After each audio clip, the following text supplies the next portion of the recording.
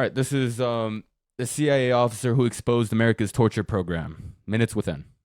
I'll never I've forget. seen I've seen this guy trending on TikTok. By the way, seen him all over TikTok. Always a new clip. Always some crazy shit. This is the first actual full video that I'm seeing. Warning: graphic content. Sorry, YouTube. Get his words. He said, something terrible is going to happen. We're hearing camp commanders on the phone with their students, and they're crying and saying, I'll see you in paradise. And he said, I'm begging you, if you have any sources inside Al Qaeda, please help us.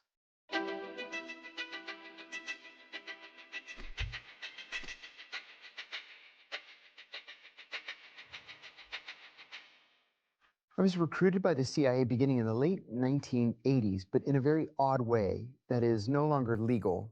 I was in graduate school at George Washington University in Washington, D.C., and I was taking a class called The Psychology of Leadership that was taught by an eminent psychiatrist by the name of Dr. Gerald Post. Dr. Post gave us an assignment one day where we had to shadow our bosses and write a psychological evaluation of our bosses. And I was shadowing my boss, and he was a very difficult, mean, unpleasant, strong, brutish kind of person. And I went back to my apartment and I wrote my paper. And I said that he was a sociopath with psychopathic and possibly violent tendencies. I gave Dr. Post the paper. Okay. All right. Wait. Hold on. Chill. Relax. I get it. You have a shitty boss, but like, what makes you think? Oh yeah. You know what? Oh yeah. My boss. Oh, he sucks. He has to be a sociopath naturally. What makes you go? What makes you go from a shitty boss to, oh yeah, this guy is a sociopath? Wait. What was the full thing he said? He was a narcissist. Psychopathic, and I said that he was a sociopath with psychopathic and possibly violent tendencies. This is how they act when they tell you to cover one shift. I swear, this is how they think you are. Wow. I mean, if this was for a psychology class, I get it. You're gonna exaggerate. Like, you're gonna think everybody. If you're psychoanalyzing them, then of course everybody's gonna have some crazy rare, condition. But just to say casually, oh yeah, my boss is a sociopath or no psychopath. That's a little wild because psychopaths don't feel anything, right? Or you said sociopaths. I think no. So sociopath is when they don't understand social cues. So they don't know when they're they don't understand sarcasm, or they don't know cues of when things are feeling awkward. They don't know boundaries, personal space, that kind of stuff. I think a psychopath is like when it's like a little part in your brain that's like underdeveloped. It's like the thing that makes you feel feelings. So like I think like psychopaths, they can only feel, I think it's like bored and angry. I'm pretty sure those are like the only like feelings that like psychopaths can like feel. So just say, oh yeah, that's my boss. That description right there, psychopath, only bored, angry. Yep, that's got to be him. I don't know. That's a little far fetched for me.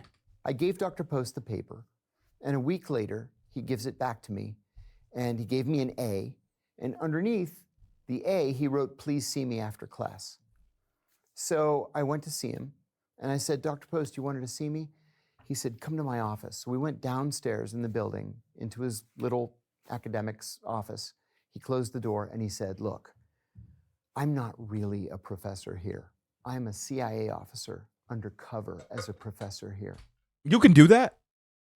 There's no shot. No, he said it was illegal. It was in the 1980s, and he says it's illegal now. Because I was about to say, yo, if anyone's a federal informant, it is my English teacher. Oh my God, my English. If anyone is a CIA officer in my university, it is my English teacher. I mean, I don't want to get too specific why, but just like I never see him outside of class. It's like he teleports. He's really secretive. He's like, I don't want to say he's weird. That's rude. That's really rude to say he's weird. But like, this guy's weird as shit. If anyone's gonna be a federal informant, if anyone's gonna be a CIA officer, it is my goddamn English professor. But now I'm thinking, yo, how many CIA like informants, or not informants, but like secret agents, do you think you've passed like through your life. I don't mean like talk to, because like how many CIA agents you've talked to is probably zero.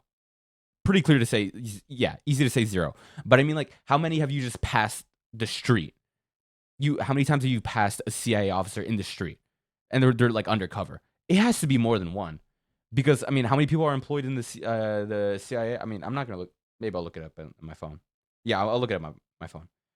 How many? Wait, 1 second. How many CIA officers are there? Around 21,575 CIA officers right now. Yeah, so the odds of you passing by a secret CIA officer is definitely more than, odds are you probably have. And being at, going to college, I am starting to wonder how many of my professors are CIA officers. I don't want to get all, conspiracy theorists about it, but besides my English professor, I don't think there are a lot of. No, there are a few guys at my gym that are kind of weird. A few gym employees, listen, one of the guys. This is how I know. One of the guys, I'm pretty sure he might be a deep undercover CIA officer. Because this is my leading theory. Let me take this off. My leading theory to why this one guy at my gym is a secret CIA officer in deep cover is because he smells like shit. He smells terrible. So I'm thinking, maybe he's just in really deep cover, because who would willingly smell like shit just 24 hours in a day? And I understand, look, if you're at the gym, you're not going to smell the best, okay?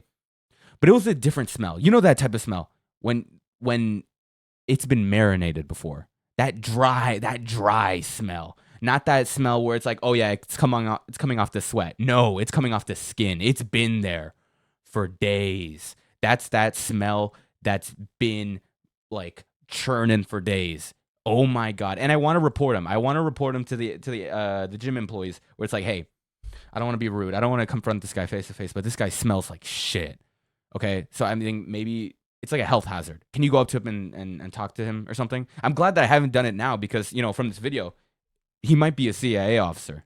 You never know. 21,000 employees. What are the odds that this like smelly asshole might be a CIA officer? What if I do confront him? Hey, buddy, you want to use some deodorant? Fuck, he hits me with a ricin pen. I start immediately go into VTAC. Heart attack, dead. I'm not asking anybody. Well, I'm not confronting anybody about their smell at the gym anymore. I mean, I haven't done it before, but I'm definitely not going to do it now. Not with the way this guy's talking. Your professor being a CIA officer. Okay, stop rambling. Holy shit. And I'm looking for people who would fit into the CIA's culture. I think you would fit in. Do you want to be a CIA officer? Just like that. And I said, yes. And so he made some calls. It was up to me to pass all the tests, and there were a lot of tests. But that's how I got into the CIA. And I guess when you first joined the CIA, what was the global political landscape like, and what was the US's stance with their foreign policy? When I joined the CIA, the Soviet Union was literally in the process of collapsing. And so all eyes were on Eastern Europe. My expertise was in the Middle East. I had a bachelor's degree in Middle Eastern studies. I had studied Islamic theology with one of the leading Muslim scholars in the West.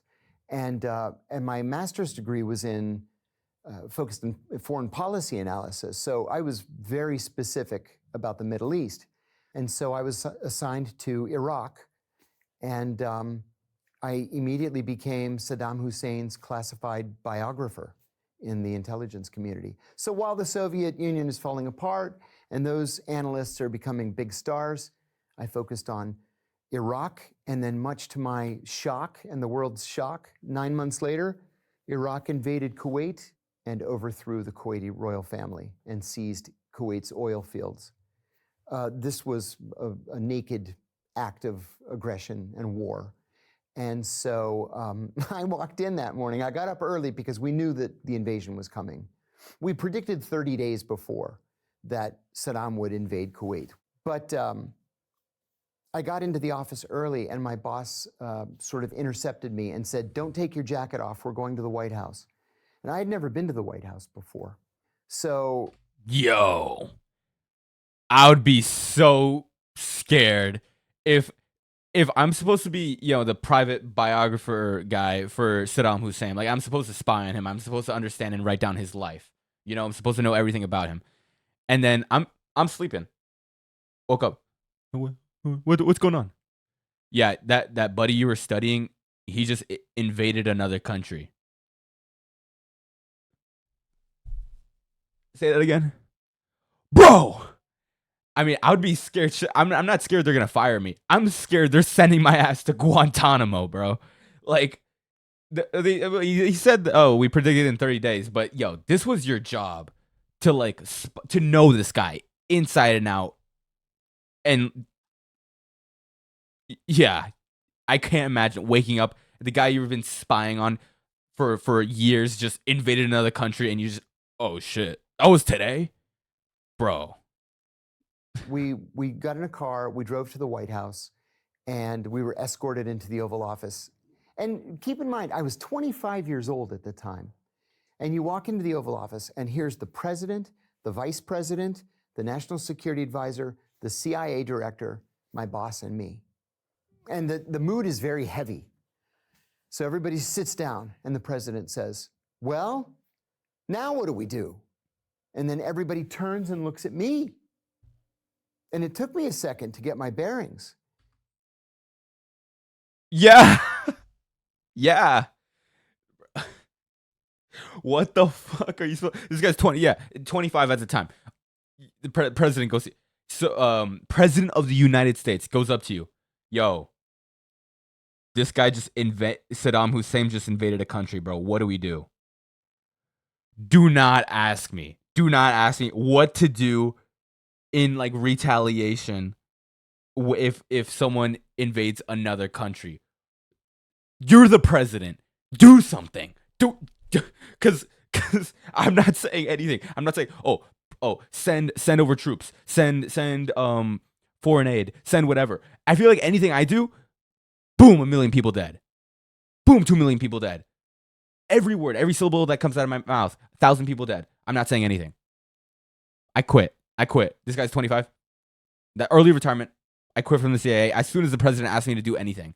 I mean, of course, you got to do what the president says, because if not, you're going to get, you're going to send and get tortured. But he's asking you for advice. What do I do? Saddam Hussein just invaded a country. What do I do? I don't know. And I said, well, the Kuwaiti government's been overthrown. The Iraqi government announced this morning that they had installed Ahmed al-Khatib as the occupation governor of Kuwait. I said, unfortunately, we happen to know a lot about Ahmed Khatib. He got a medical degree at the American University of Beirut, and his college roommate was George Habash, and together they created the Popular Front for the Liberation of Palestine. And the vice president says, Jesus Christ. And I thought, wow, this is bad. We finished the briefing, got up and walked out, and two things happened. My boss said to me, there's something you need to understand. He said, I'm not sure that you're appreciating the importance of what's happening. It's not unusual for a country that we cover to go to war.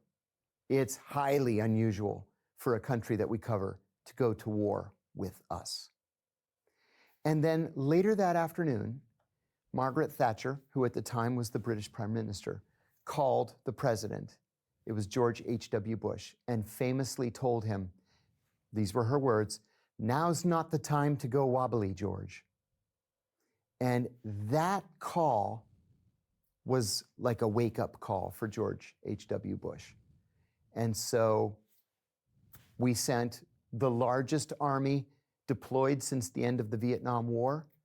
We invaded Kuwait, we liberated it, and then the rest is history. You were then stationed in the Middle East. What was your role there? What? I served first in Saudi Arabia. Sorry, I don't know that much about history. I knew America had something to do with invading. Oh, I'm gonna sneeze. Invading Kuwait. I didn't understand the context though. What the hell? Then this was just the decision of one person. Let's liberate it. Let's go up there. Let's invade it. What the? I got no words. then in Kuwait.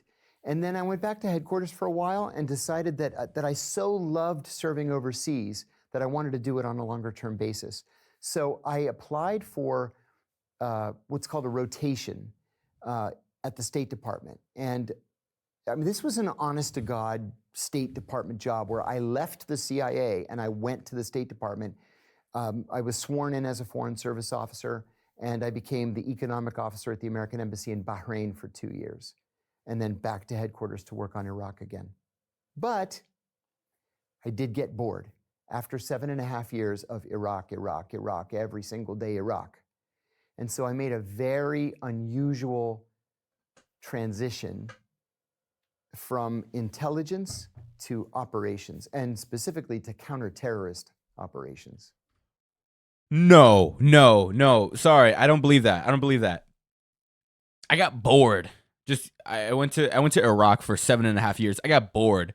So instead of doing intelligence, in the CIA, that's boring. Working for the CIA, just doing intelligence, fuck that. I'm gonna transition to operations, focusing on counterterrorism. How bored are you? How bored? Sorry, I could be like, dude. I could be like a garbage man for 20 years. Okay, 20 years as a garbage man. Hey, what if we sent you to Afghanistan right now? How would you feel? Bro, fuck that. We're not doing that. We're not doing any of that.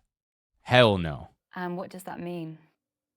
So as an analyst, your job is to sit in a cubicle, read all source intelligence that's coming in from all over the Oh, world. I thought he was doing some crazy Think the shit. I big thought he was going to thoughts. be like John Wick. Write papers that probably nobody will ever read. Once or twice a week, you write something for the president if it's important enough to merit his attention. And then you go home at the end of the day. Counterterrorism operations was what you see in the movies. I went straight into weapons. And then after weapons, I went into explosives. After explosives, I went into counter-terrorist driving, and then advanced counter-terrorist driving, which was out in the desert out west. And then you learn how to spot, assess, develop, and recruit spies to steal secrets. And what year was this? That was 1997. And was there any other time in these years that you were questioning the ethics of the agency and the work you were doing? No, I didn't question the ethics of the agency at the time for a very specific reason. When Bill Clinton was elected president, he issued an order that the CIA had to, what they called, cull their recruited assets. Anybody who had what the White House described as a human rights problem was to be fired, right? So we didn't want to do business anymore in the 1990s with death squad leaders or assassins. And Clinton was serious about that. And I remember saying to a So before Clinton, death squads are just, hell yeah, brother.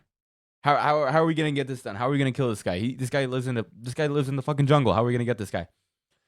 Yeah, you know what? I think I know a militia down there, and they kill whatever. They kill women and children, all that shit. Welcome to the CIA. So they were just pulling all that shit before for Bush. Was it W. Bush? I wasn't listening that well, but. Dude, I knew the CIA did some fucked up shit, but like, bro, I'm not. I feel like I'm not even gonna talk. I feel like I'm like barely scratching the surface. They're about to say some fucked up shit right now.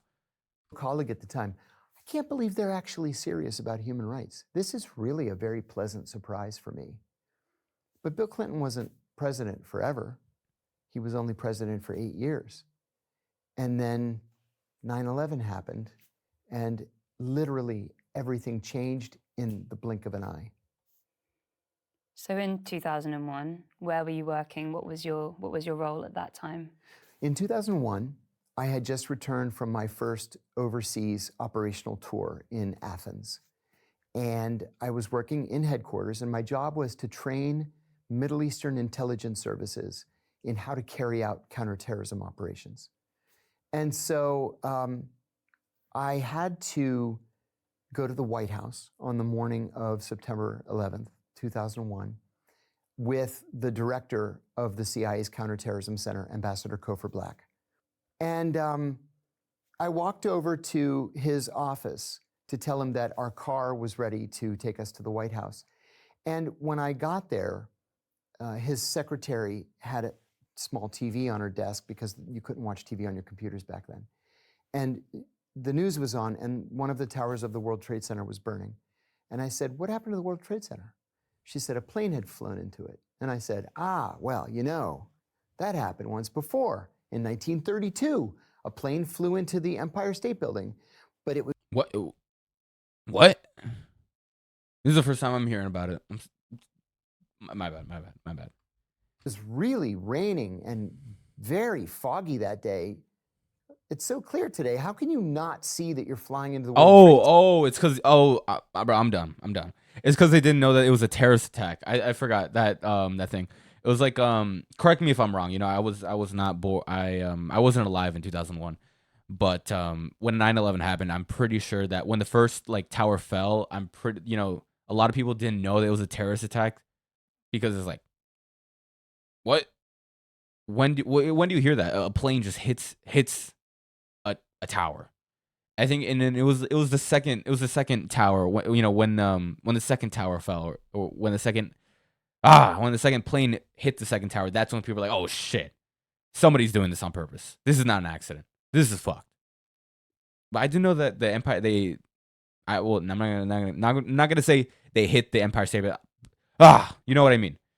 The Empire State Building was struck by a plane. I didn't know that happened. Center. And as soon as I said it, the second plane hit. Bro. And she turned to me and she said, "Did you see that, or did I imagine it?" And I ran back to my office and I said, "Guys, 2 planes just hit both towers of the World Trade Center. I think we're under attack." And then everybody ran up to the director's office, TVs all over the place. And we're all just standing there. And then the third plane hits the Pentagon. There was an officer from the CIA police force. We have our own internal police force. And he came in and he said, "Everybody evacuate right now, everybody evacuate." Nobody budged. We just stood there. And then finally somebody shouted, behind me, "Will someone please lead?" And Kofor said, "Yeah, you go to the director's office and tell him this. You go to security and tell him that. You go up to operations." And so everybody started to scramble. The rest of us are just standing there. And then finally, a guy said to me, a guy I was standing next to, he said, "There's still a plane in the air. And I think we should probably assume that it's coming here." So Fuck, he's in the White House. I completely forgot that. They're all looking at the TV. Holy shit, 2 planes just hit the World Trade Center. One just hit the Pentagon. These are CIA officers. They're in the White House right now. One's still in the air. Bro, the plane wouldn't kill me. The heart attack I'm having would kill me. Dude, holy shit. I would be terrified. I'd be terrified. My girlfriend, who later became my wife, she was also a senior CIA officer. She met me at my apartment, and we went to the roof and we watched the Pentagon burn for an hour. And then she said, "We should try to donate blood." So we went. There were blood That's a crazy date idea. I know it wasn't a date, but the way he said it was like, oh, me and my girlfriend, now what, like later wife, we sat on the couch and watched the Pentagon burn. What the fuck? I can't imagine. I've never seen like I'm glad I've never seen something like that happen in my lifetime. Oh, I mean, no, I've seen some other stuff. I guess I was really young when the Boston Marathon thing happened, Boston Marathon bombing, but I didn't watch it. I didn't see it happen. I know a friend of mine who was at the Boston Marathon when the bomb went off, but he was like a block ahead. So they heard it. They heard people, like they saw people running and stuff, but they didn't actually see it. I know my mom knows a few people that got hurt, like some fragments like shrapnel. I think someone got their leg blown off or something. Crazy shit. But I've never seen something like that happen in person. This is in my lifetime. Fields I'm glad for that, by the way. all over the place. But the line I'm not like, damn it, you got to saw the World Trade Center burn. Fuck, shit. I wish I got to see some. Yeah, no, I'm very fortunate. I'm glad I didn't get to see that shit. I'd be traumatized if I'm watching TV. A fucking building blows up. Holy shit. lines were so long, they told us it'll be 24 hours before they could clear the line. And I said to her, this is ridiculous. We have to go back to work. So I walked back to my car, drove across the grassy median, drove back to the CIA, and then I didn't leave for 4 days. I just balled up my jacket and I slept under my desk. And I guess from that point, it changed everything. It changed literally everything. I remember saying to a colleague, do they realize what they've done? I mean, I get that this group wants to strike a blow to US hegemony and the empire. I get it. But do they know nothing from history? Do they not know that our response is going to be 1,000 times what they did to us? What did they do, by the way? I know there was the Iraqi war. I don't remember if it was like 1 or 2. But I'm actually, hold on. I'm gonna look it up. How many died in the Iraqi war? Iraq war. Estimates of death of the Iraq War 2003 to 2011 vary widely, generally ranging from over 150,000 to more than 1 million violent and non-violent deaths. What the fuck? And how many? Sorry, I'm not gonna compare deaths. That's fucked up. But I am gonna look at how many actually died from 9/11. How many died from 9/11? Resulted in deaths 2,977 victims, excluding the 19 hijackers. Wow. 2,753 in New York, 184 at the Pentagon, 40 in Pennsylvania, 6,000 people were injured, thousands. Wow. Holy shit. And then 1 million Iraqis. Yeah, no, he called it. What the fuck? That is insane numbers. Both attacks, both war and attack. Oh my god. This happened all before I was born. I can't even imagine it. Altogether, in the so-called war on terror, we spent $23 trillion, and we killed as many as 2 million people. Did they not see that coming? Osama bin Laden said later that he wanted to damage the US economy. He failed. And he was responsible then for, the deaths of an untold number of people. What did he think he was really going to accomplish? So it was a failure all around and changed the world permanently. And who was Osama bin Laden and what was his intention? The bin Laden family is a very honorable, very highly respected family. Dozens of them live permanently in the United States. They have billions and billions of dollars, and they have made that money through bin Laden Industries. So Osama bin Laden, who had vacationed as a teenager in the United States and all over Western Europe and was very Americanized, self-radicalized after the Soviet Union invaded Afghanistan in 1979. He went to Afghanistan in the late 1980s to fight the Soviets. He was the only member of his family that self-radicalized. Everybody else, lived the good life in France, in the UK, and in the United States. And so he came up on our radar as somebody who was potentially dangerous. I sat next to a guy when I first got hired. And in the summer of 1990, he wrote a paper saying that he believed Osama bin Laden was the most dangerous man in the world. And I remember saying, In the summer of 1990. Wow. I can't imagine being that guy.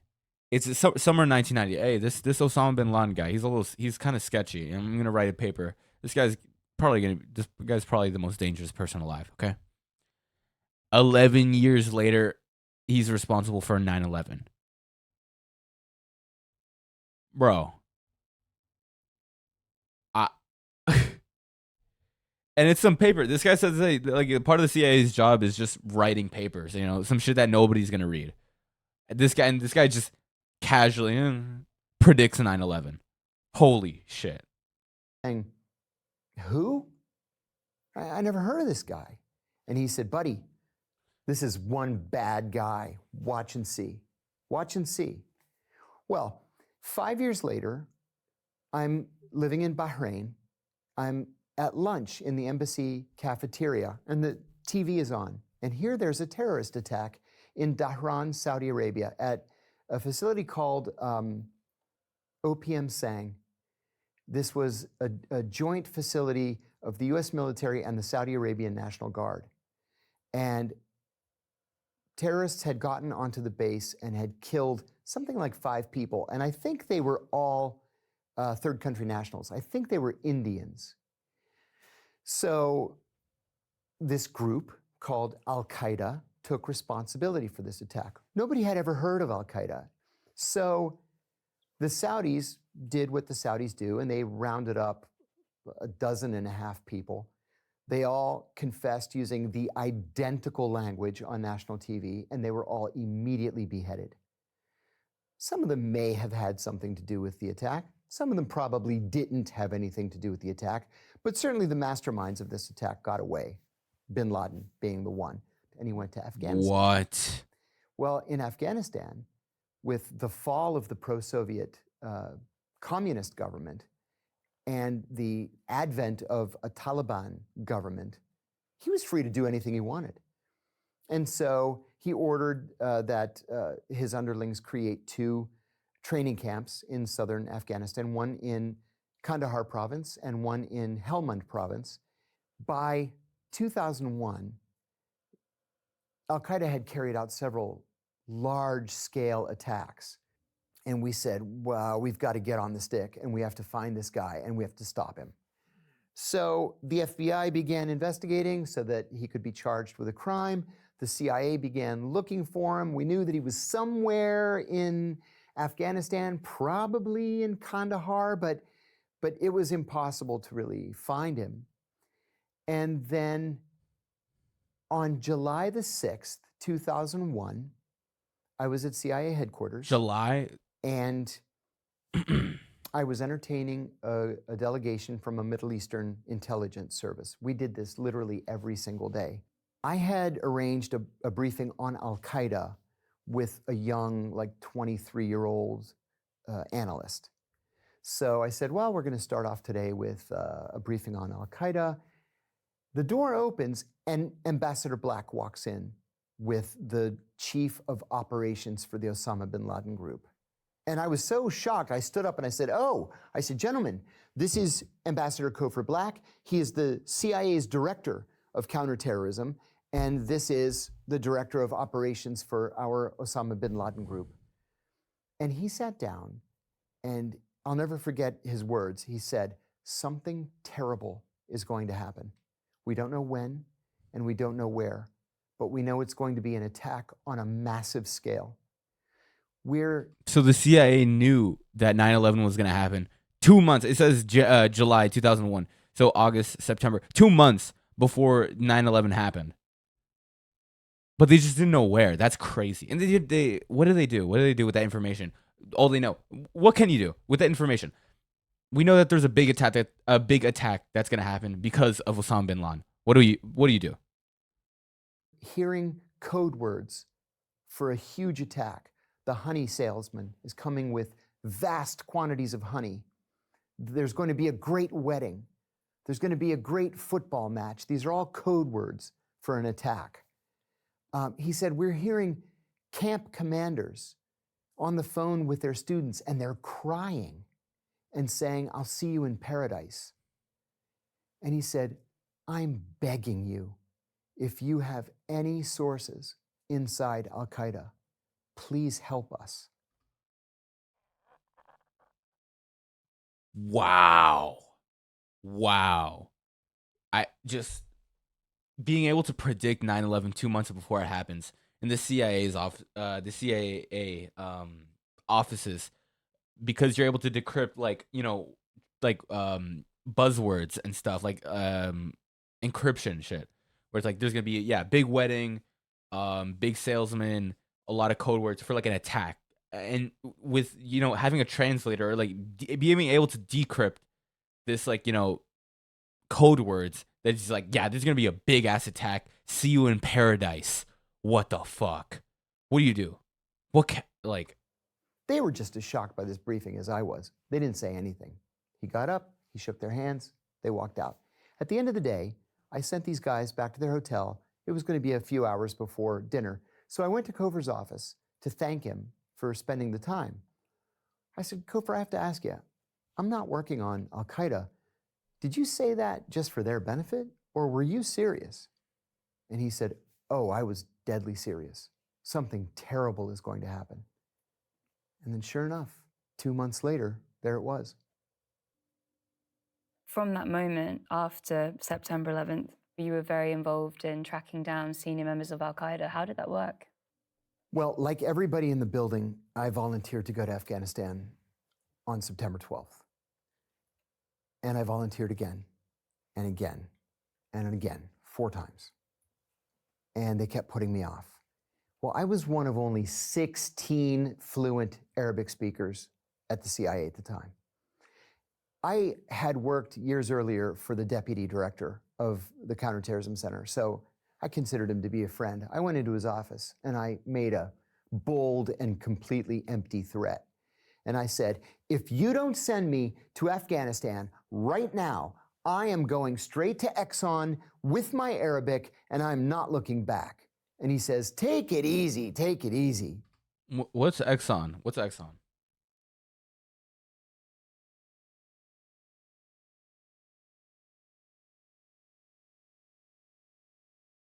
Exxon Mobil, like the gasoline company, multinational oil and gas corporation. So I'm gonna quit the CIA if you don't send me to Afghanistan. So I go hunting down Osama bin Laden. I'm gonna take my fluent Arabic and I'm gonna go to this oil company instead. Wow, that's ballsy move. Wait, was this the director of the CIA? Can you go to Pakistan? And I said, yes. When? He said, tomorrow. I said, yes. What do you want me to do there? He said, I want you to be the chief of counterterrorism operations. I said, fine. And so I left the next day. I arrived in Islamabad at 4 o'clock in the morning. And then the driver said, oh, I'll pick you up at 7 to take you in the office. And I said, oh my God, please. I can't sleep on planes. I haven't slept since I left Washington. It's been 24 hours. Let me have another hour, pick me up at 8. So he picked me up at 8. I was like a zombie. And I went in and introduced myself to the chief. And I said, I'm your new chief of counterterrorism. And he said, okay, have a seat. So he said, here's what I want you to do today. I want you to come up with a standard operating procedure to take down a terrorist safe house. And I said, okay. So I went back to my office and I sat with a legal pad and a pen. And I thought, okay, if I were going to take down a terrorist safe house, how would I do that? And then I thought, I would want it to be dark. I wouldn't want anybody to see me. So I wrote O200 at the time. I can't do that. I can't do that. Someone asked you, hey, we need to take down this this terrorist operation. So we need to take down this house. How do you want to go in? We're gonna have to do the. Give me 1 second. I'm going to YouTube. I'm looking up Call of Duty Modern Warfare 2019 Clean House mission. All right. Step for step. I'm texting the guy. Hey, what do we do? What are we supposed to do? We're supposed to take down these terrorists from this house. How do we do it quick and efficiently? Okay, yes, I want you to. Yeah, I'm watching an ad right now. I don't have premium. 1 second. Yeah. Okay, so we have to turn off the electricity. Go to the breaker box. Is there a breaker box? No. Shit. The rest of the mission depends on it. I got another ad. Holy shit. Like, sorry, bro. I'm not the one. I'm not the one for that job. How do you take down these terrorists? Don't ask me for the plan. Obviously, I'm not a CIA officer, but like the pressure that this guy's go through, and he's saying this shit so casually, like throughout his life. 25. The what is it? Russia? No, not Russia. Iraq invades Kuwait.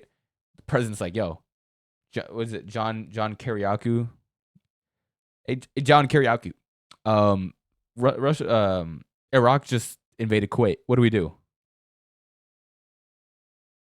I'm crying, bro. I'm crying and I'm leaving. This is a crazy ass job. Top of the paper. And then I thought, I need weapons, like lots of weapons. But this guy's I bought excited. guns, ammunition, night vision goggles, battering rams, bulletproof vests, knives, walkie-talkies. Bro, he's just having From fun. scratch, we started this thing. And I thought, well, 9/11 is an open criminal investigation, so I have to invite the FBI. And this is Pakistan. It is their country, after all, so I have to invite the Pakistanis. So I wrote, joint team, CIA, FBI, ISI, with the list of weapons. I ordered the weapons. They were there, in days. So a week later, we did our first test raid. We caught 2 Al-Qaeda fighters. Another few days later, we caught an actual mid-level guy from Egyptian Islamic Jihad. It worked. And then finally, 6 weeks later, we get word from a sister agency in the Washington suburbs that Abu Zubaydah, who we believed at the time was the number 3 in Al-Qaeda, was somewhere in Pakistan, and we had to catch him. That was all we knew. He was somewhere in Pakistan. And I said, in our morning meeting, I said, this country is the size of Texas. It has 220 million people in it. What do you mean he's in Pakistan? Go catch him. But we came up with a plan, and we caught him. What? He was shot 3 times and severely wounded. So I sat with Abu Zubaydah for 56 hours after we shot him. What?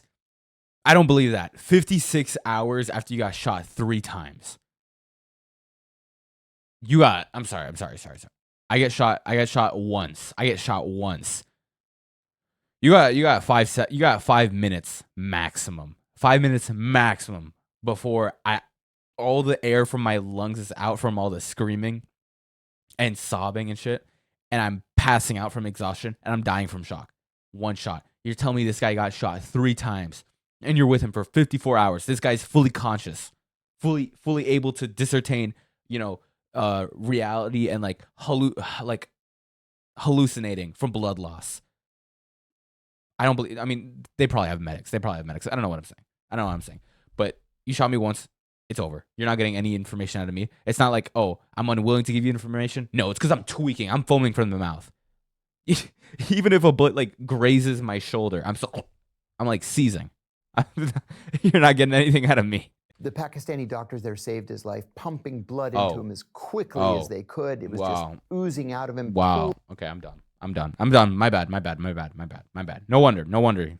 Pulling underneath the bed. He was soaked in blood. We were soaked in blood. It was like a scene out of a horror movie.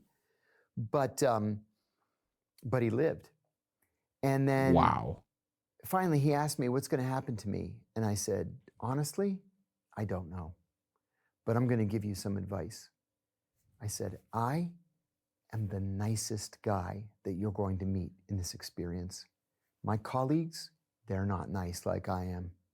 So if you do one thing, it's that you have to cooperate. And he said, you seem like a nice man, but you're the enemy, and I'll never cooperate. Finally, a CIA jet flew in, and 3 FBI agents and I picked up his gurney and carried him out to the plane. He was crying. He asked if I would hold his hand, which I did. We had to maneuver him. We had to stand him up on the gurney. He was strapped down. We had to maneuver him onto the plane. We laid him on the luggage rack at the back of the plane and tied him down. And he squeezed my hand, and I said, remember, you have to cooperate. And then he flew off. Well, a few weeks later, I flew back to headquarters. And I was in the cafeteria one day, just standing in the sandwich line. And a senior officer walked up to me and said, very casually, hey, I'm so glad I ran into you. Do you want to be certified in the use of enhanced interrogation techniques? And I had never heard that term before. This was May of 2002. That's torture, right? That's torture. I'm not mistaken. I'm not mistaken. That's you're. Yo, I'm having lunch. I'm having lunch. Baked potatoes. I got some ground beef. Pretty good. Pretty damn good lunch. And my boss, hey, what's up, boss? Yo, fuck it, bro. You want to learn how to torture people? I mean, sorry. Advanced interrogation. What the fuck? Every day. You don't have a normal day. When's a normal day at the CIA? I'm just doing some paperwork. Playing Clash Royale. Shit in the toilet. Normal shit. You know? Wipe my ass, go back to work. 15-minute break is up. Okay, cool. Let's write a paper. No. You're learning how to torture people from the Middle East. These are where your tax dollars are going to. That's crazy. I said, what's that mean? And he says, we're going to start getting rough with these guys. And I said, well, what does that mean? And he described these 10 techniques. And I said, that sounds like a torture program. And he said, it's not torture. The Justice Department approved it and the president signed it. We're going to start soon. You want to be in? And I said, let me think about it. I consulted a very senior officer, went back downstairs, and I said, this is a torture program. I have an ethical and moral problem with it. I think it's illegal, and I'm not interested. Well, of the 14 people that they approached, I was the only one who said no. 14 people. 13 were like, so you're telling me, this is approved by the president, by the way. You're telling me I get to just torture people. I got to learn how to torture people. Deal me in. Yes. And I get paid. Who are your coworkers? This is the CIA, bro.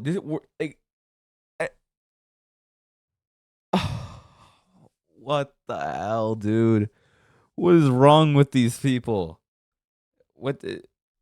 And on August the 2nd, 2002, CIA began to torture Abu Zubaydah, and they tortured him mercilessly. And what method of torture were they? Well, they were supposed to start off with the least dangerous and least offensive technique, which was called the attention grab, where you grab him by the shirt and give him a shake and say, answer my questions. And it gets gradually worse from there.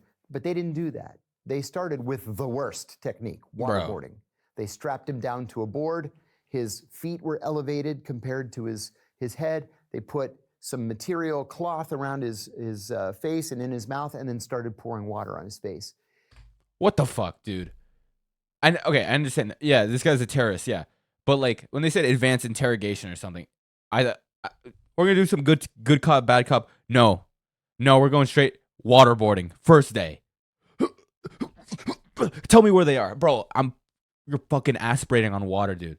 What the fuck? Yeah, like I said, like 20 minutes earlier in the video, I said, I feel like I'm just scratching the surface on all the fuck shit that the CIA is doing. What the hell, dude? They did this 87 times. And he actually drowned at one point. His heart stopped. And then they revived him just so that they could torture him more. What the Was fuck? Abu Zubaydah the first? Abu Zubaydah was the first. He was the test case. And in a very rapid succession, we caught some of the most important leaders of Al-Qaeda. We caught Khalid Sheikh Mohammed, who was the mastermind of the 9/11 attacks.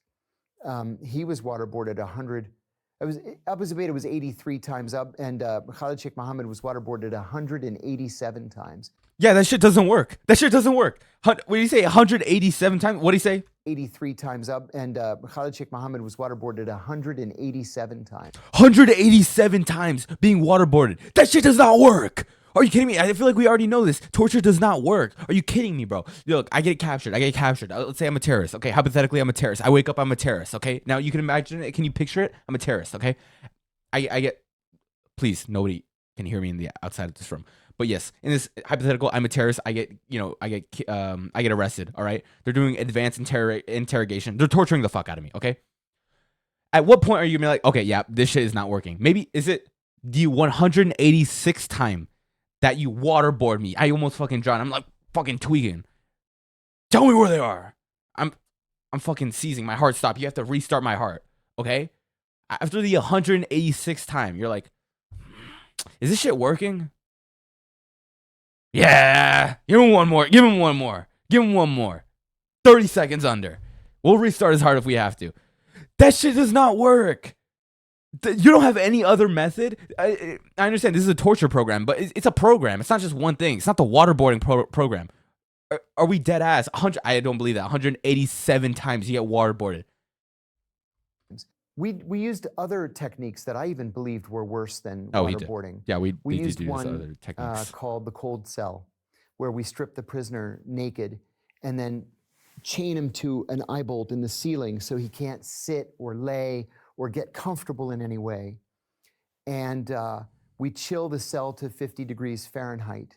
And then every hour, a CIA officer throws a bucket of ice water on him. We murdered 2 prisoners with that technique. They died of hypothermia and then were just buried there on the grounds, unmarked. There was another technique called sleep deprivation. What the right? fuck? We all know what sleep deprivation is. Okay, wait. I know this one. I didn't know about the chill one where they put him in like a cell where they chill it, they throw ice water. I didn't know that. That is some fuck shit though. That is some crazy shit. Oh my god. But the other one, this one they're about to say is sleep deprivation. I think I heard of it. It's like I think it's they keep you in an interrogation cell and they only give you coffee. I'm thirsty. I'm really thirsty. They give you coffee only. Your options are coffee, black coffee. That's it. And that's dehydrating, I think. I'm pretty sure like caffeine, or I don't know if it's caffeine or black coffee itself, but one of those two is dehydrating as fuck. You're going to want more water or something. They're just going to give you more coffee. And then it's going to be 2 days, 3 days, you can't sleep. 4 days, you can't sleep. You start hallucinating. You start tweaking the fuck out. Okay. I don't know if that is even a good like interrogation tactic or like, it's not interrogation. It's torture. Okay. They call it, I don't know why I'm doing quotes. I mean, it is torture, but they call it advanced interrogation. That's when I wanted to use the quotes. But like at that point, you're not even going to get any useful information, okay? Because I'm going to be tweaking. 5 days, no sleep. Hey, what's happening? Tell me the names and the locations of your allies. Water. That shit's not working, bro. I think any form of torture is not working. Not only is it unethical, it also is the least effective way of gathering information. What the fuck is wrong with the CIA? Holy shit. What they did in this case was they strip you naked, chain you to that eye bolt in the ceiling again, and then have these industrial strength lights on you and loud acid rock, death metal music 24 hours. What the fuck? Okay, that's not that's not anything to do with what I was saying. I was saying like just drinking coffee and shit. What the fuck are they doing? I'm not trying to laugh. Like it's fucked up. It's fucked up. I know. What the fuck? Well, they got they got Back in Black. They got Welcome to the Jungle. They got some Metallica shit. I'm not about to recreate that shit. But I'm naked. They just got Metallica blasting with like industrial lights. Turn it off. That seems like way different levels than being fucking waterboarded. Maybe it's subjective. I don't know. Maybe maybe some people would rather have the waterboarding than listening to Metallica. I mean, or whatever rock song they had. Hours a day. We know from the American. Wait, how long? Death metal music 24 hours a day. 24. Oh, okay. We know from the American Psychological Association that people begin to lose their minds at day 7, and they begin to die at day 9. Your organs shut down. The CIA kept people awake as long as 12 days, and people did lose their minds. Oh, what the fuck? So it just got worse and worse. 12 and worse, days. And I kept waiting for somebody to say something. These techniques were successful in gathering Doubt it. intelligence. Well, see, that's the thing. Doubt it. All of these techniques were unsuccessful in Exactly. gathering intelligence. Exactly. What the fuck are you doing? CIA officers fucking torturing people, waterboarding someone 187 times, restarting their heart. You're fucking tweaking out. You're aspirating on water. This guy's having a heart attack. Let's resuscitate him. Okay, cool. Let's drown him again. We're gonna get information this time. It's the 187th attempt. That's when we're gonna get the information. What the fuck is wrong with the CIA? Are you kidding me? Of course, everybody knows torture does not fucking work. What the fuck is wrong with you? Holy shit. What the fuck? I don't even think that, why do they even need a whistleblower? They should just stop this shit like, yo, this shit is not working. We killed like 20 prisoners. I don't know. Maybe we need to waterboard them 200 times instead of 180 times. Maybe that'll work. I'm trying to think of some other ways we could torture the fuck out of them. Maybe one of them will work. I don't know. We've killed, how many did we kill? We killed 24 so far. Yeah, maybe one more. Maybe we torture one more. That'll work. What the fuck is wrong with you, bro? The intelligence that we gathered successfully Oh my God. was intelligence gathered by the FBI in the person of Ali Soufan, Fucking who was useless, an bro. FBI agent who used the tried and true FBI technique of establishing a rapport with the prisoner, a relationship. You offer him a cup of tea, a cigarette, an orange, a piece of paper to write a letter to his mother. You don't beat him and torture him and kill him. And so under Ali's guidance, Abu Zubaydah gave us actionable intelligence that saved American lives. And the CIA would start torturing him and he would go completely silent. So it was not just wrong ethically and legally, but it didn't work. If anything, it just made the situation worse. What was the turning point that made you decide to go public about this torture program? This program was so clearly wrong to me that I anticipated someone going public, and no one went public. Well, I resigned from the CIA effective spring of 2005 and went into the private sector. In December of 2007, I got a call from a reporter from ABC News, which is one of the major news major networks in the United States, the American Broadcasting Corporation. And this journalist said that he had a source who said that I had tortured Abu Zubaydah. I said that was absolutely not true. I was the only person who was kind to Abu Zubaydah.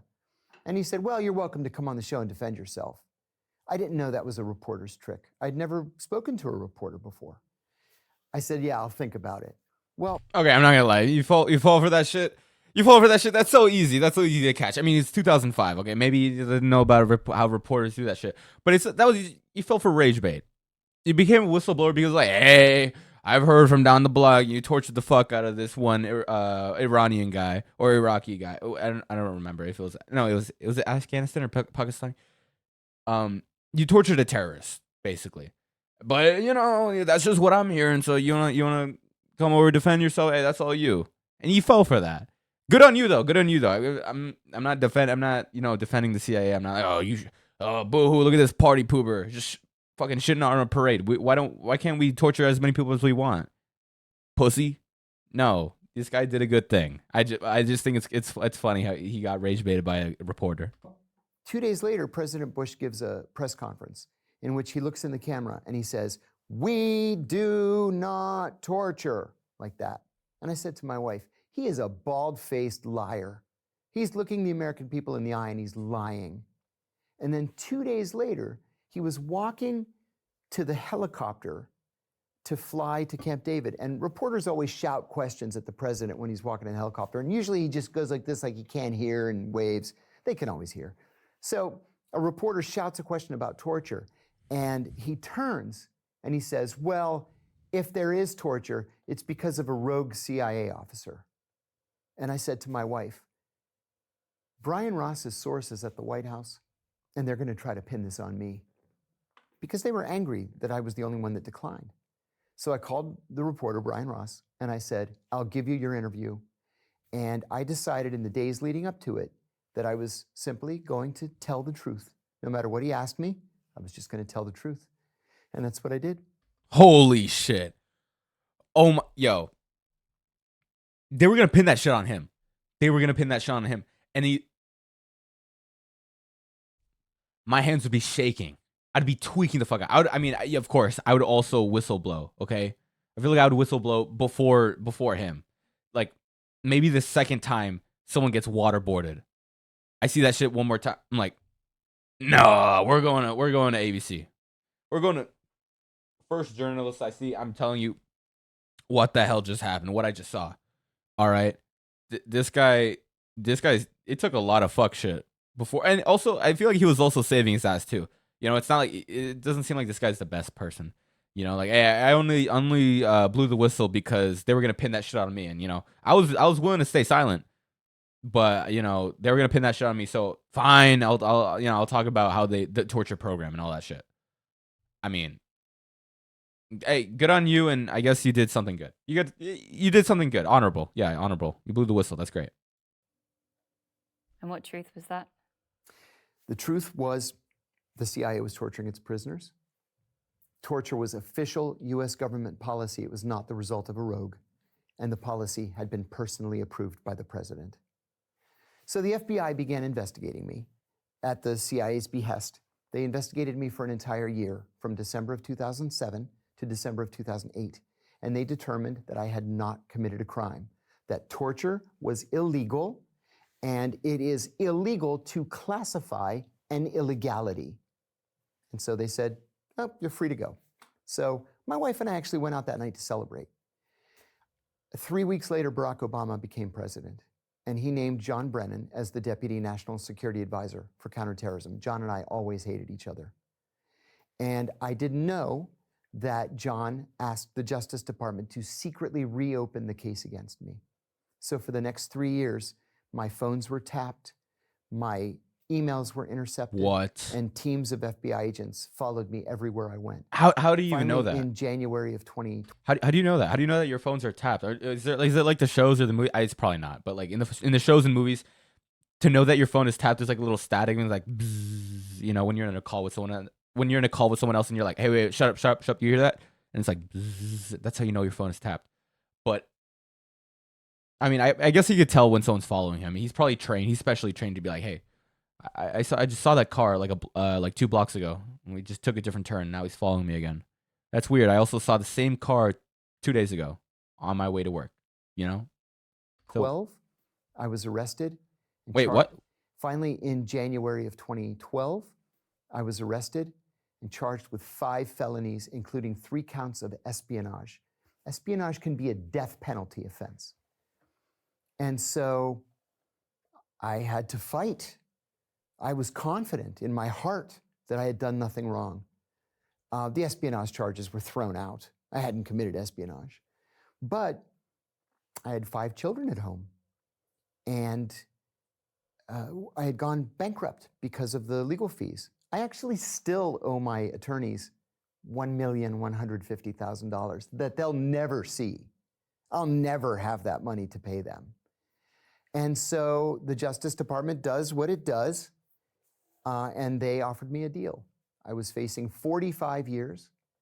They offered me 23 months, and I actually turned it down. And my lead attorney got right in my face, and he said, you know what your problem is?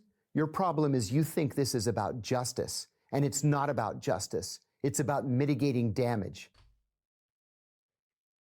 Look, 43. I don't want to agree with this guy's lawyer, but 43 years. 43 years. 23 months. Look, I understand if this guy did not torture a single soul and he's getting charged with espionage and a bunch of other shit, but 43 years, bro. I'm taking the plea. 23 years, easy. I'd rather do a guaranteed 23 months than 43 years. Like a chance, you know, because it's all or nothing. Either you get nothing or 43 years. No in between. I'm not taking that chance. 23 months, boom. I'm not going to run the place. I'll probably be someone's bitch, but it's okay. 23 months, I can ride that out. 100%. Yeah. Take the deal. Well, I had done some research, and I found a study by ProPublica that found that the government wins 98.2% of its cases. And he said, do you really want to roll the dice? Fuck no. So I took the deal. Good shit. Good shit.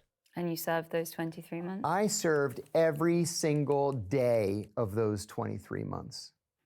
Every day. Well, first of all, I should say, I have zero regrets. Somebody had to say something. Zero regrets because I wanted to be able to sleep at night.